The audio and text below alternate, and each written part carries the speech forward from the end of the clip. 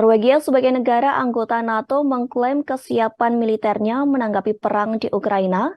Bahkan Norwegia menyebut keamanan mengalami tingkat paling parah.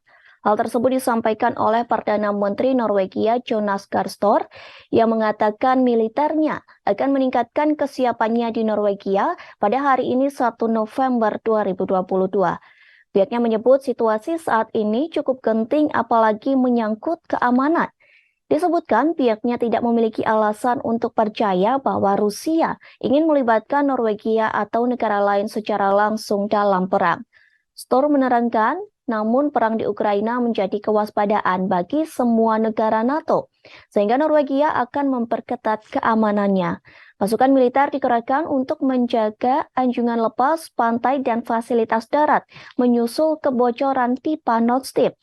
Diketahui di tengah kecamuk perang Rusia dan Ukraina, Norwegia menjadi pengekspor gas alam terbesar ke Uni Eropa. Gas alam Norwegia menyumbang sekira 1/4 dari semua impor blok tersebut.